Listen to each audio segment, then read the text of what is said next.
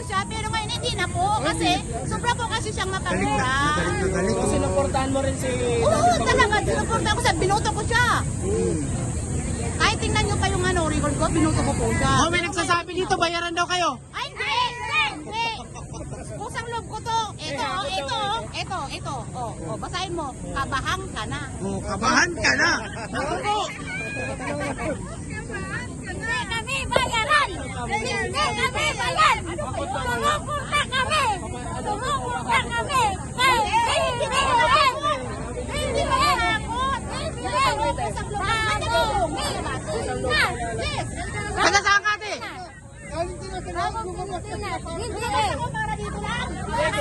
Ayun, galit na galit, oh. Mandaluyong labas. Labas lang. Labas na. Nilabasan ba? Yes. Saan ba niya? Sa lupa lang. Sa lupa lang.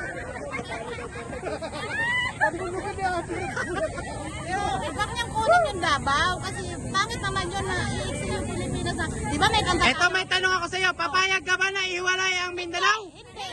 Di ba? May kanta tayo dyan. Oh, ano yun? Sa Mindanao, tapos iwalay niya. Di tama yun. Tama yun. Ito lang ang sagot dyan ko. Ito. Ay lang talagang Hindi kami magbabago kundi ito na po talaga ang sagot. Kasi Ano yan? abahan ka na. sa lahat na naging presidente, siya lang po ang kumukontra. Yung mga nakaraan, di naman nagkumukontra sa administrasyon ngayon. Oo nga sana, kaso nakikialam po kasi siya eh.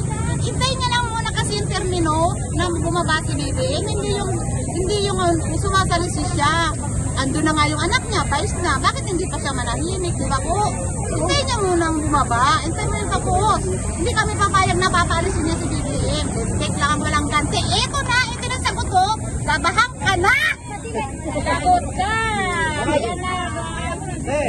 Ayan ka, Duterte. Ayan ang ICC. Nako, kabahan ka na. Solid BBM supporters po kami!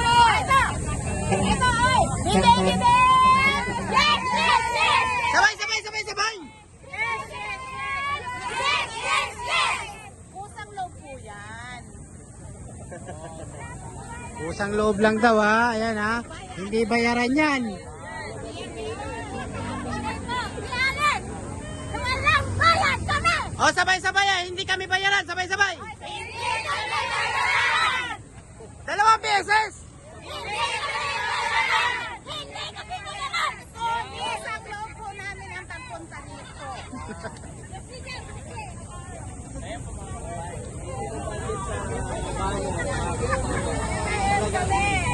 Hindi matindi sa lahat yun. Hindi matindi. Oh, may sumisigaw pa rito. Atak! Ano yun? Andito kami para sa aming presidente. Paglalaban namin siya hanggang kamatayan! Yes! Woo! I love you, PBBM! Pero hindi bayaran. Hindi!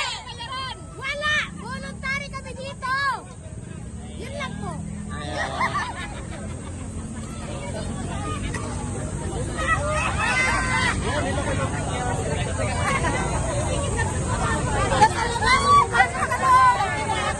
love you, PBBM!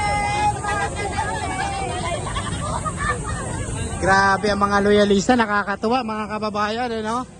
Dahil hanggang kamatayan, ipaglalaban daw si Pangulong Bongbong Marcos. Totoo ba yun? Oh, ganyan ang mga loyalista. Hello po sa inyo, mga sir, mga ma'am. Yan, good morning.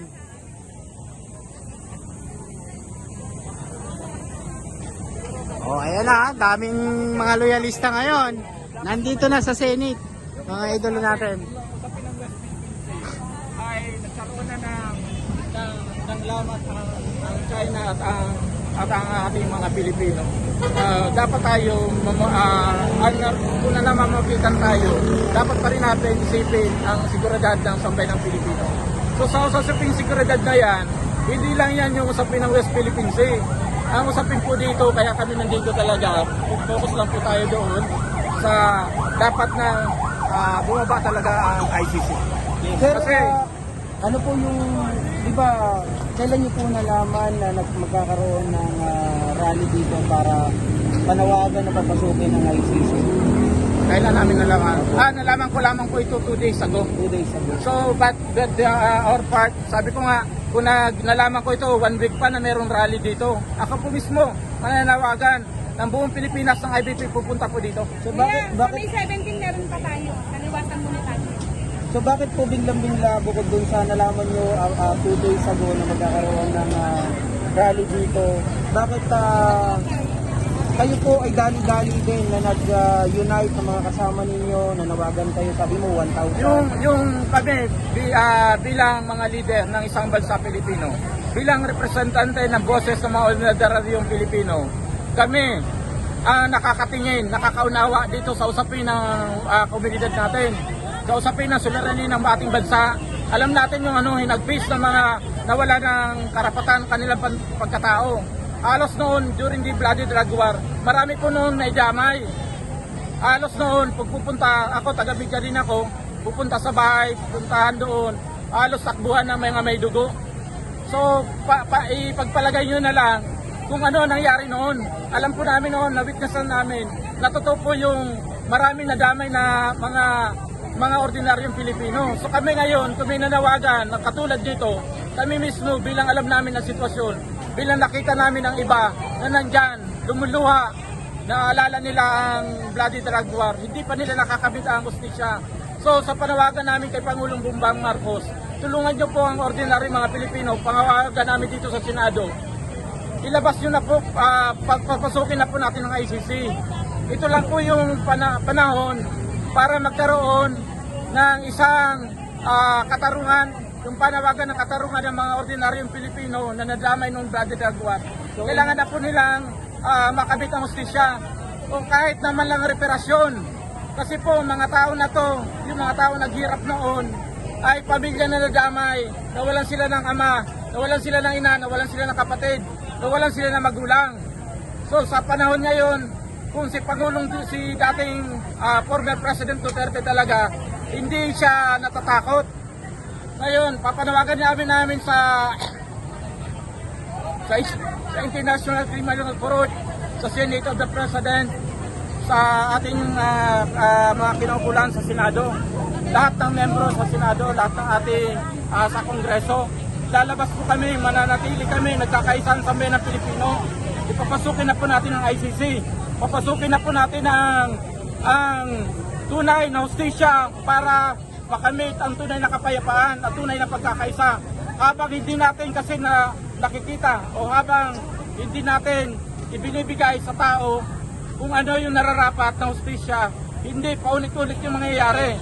Kaya habang alam natin na meron pang pag-asa, meron pang panahon para ang lahat ng tao magbago, para ang lahat ng tao magkaisa, para ang lahat ng tao matakot sa panawagan din ng Diyos. Pagmahalan kayo, magkaisa kayo, iwasan nyo mga taong pinagkakanya-kanya kayo. So sabi ko nga ngayon, kung ang panawagan ng Diyos mismo, magmahalan kayo, magkaisa, ito na po yun ang pagkakataon natin. Huwag nating sayangin na meron pang isang Bongbong Marcos, meron pang isang presidente na nagmamahal sa sambayan ng Pilipino. Huwag na po natin hatakin kung ano yung kanyang ginagawa.